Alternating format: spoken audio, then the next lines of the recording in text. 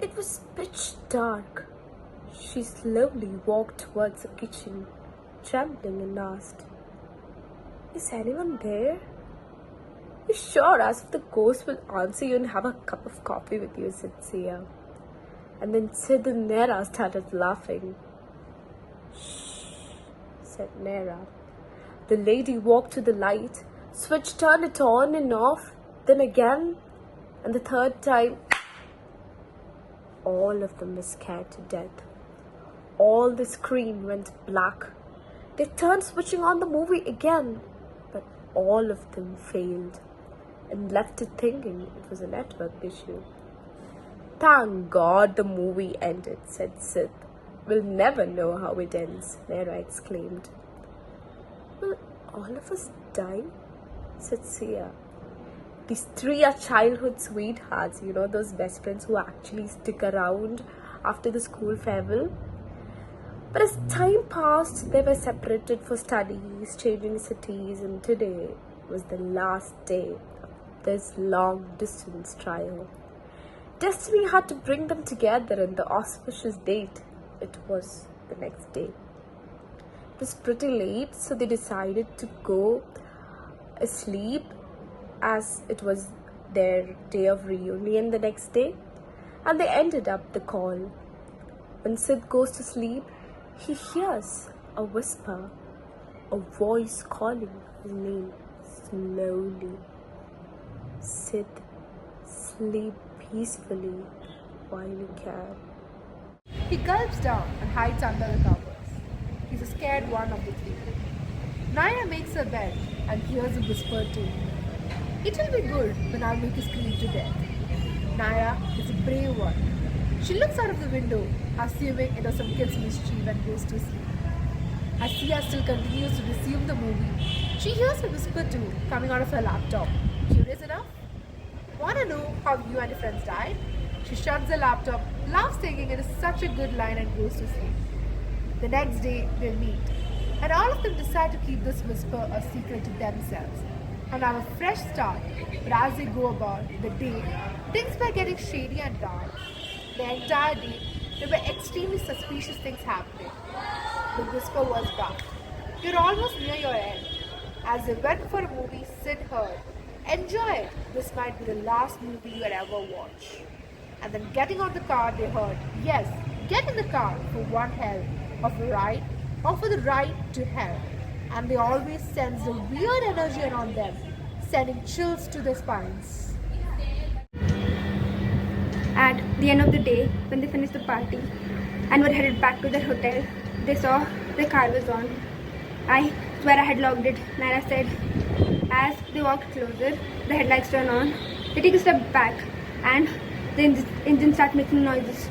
They try running back and end up in a nearby washroom. Sid was trying hard to act brave and all, but his pants were wet. And finally, the three of them confessed to each other about the whispers they've been hearing all this time. And vroom, the car seems to have started to move. Then suddenly, with silence,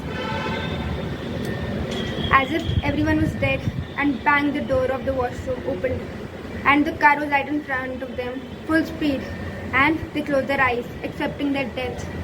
And in a flash, the brakes squeaked an inch away from them, and they get in the car at once. Sid loses his mind, and turns out he's paralyzed. And both Naira and Sia shout, "Drive, let's get the goddamn car out of here."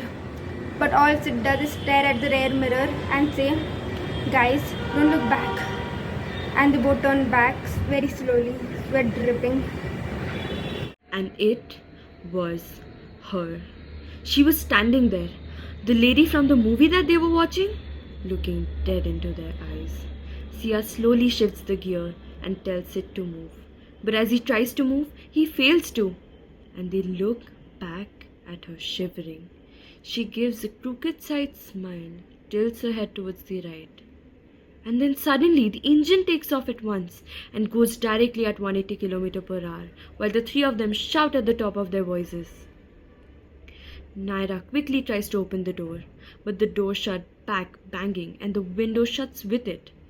They reach back to their hotel. The car stops.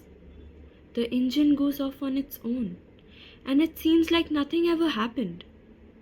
Doors unlock, they get down, and slowly look around, and nothing seems to be there.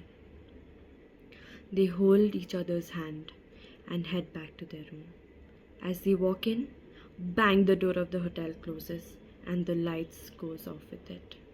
And to their surprise, not even a single soul is there in any of the rooms that were booked. They sure were not alone, but the company they had was not going to let them be. The light of the room far away switches on. They slowly and dramatically walk in. "Ma! Save me!" Sid screams at the top of his lungs. To their surprise, it's a piece of cloth that brushed past his legs. Naira and Sia look at him in disappointment.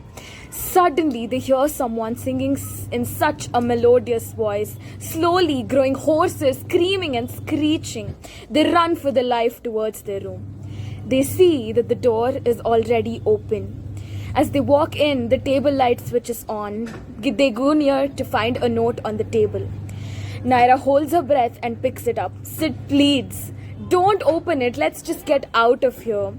Sia hushes him. "Shh, this is the only way out." Naira opens and read aloud, "How about a cup of coffee while I drink your blood?" The window was open. The wind rushes through window, rattling and smash. The window broke.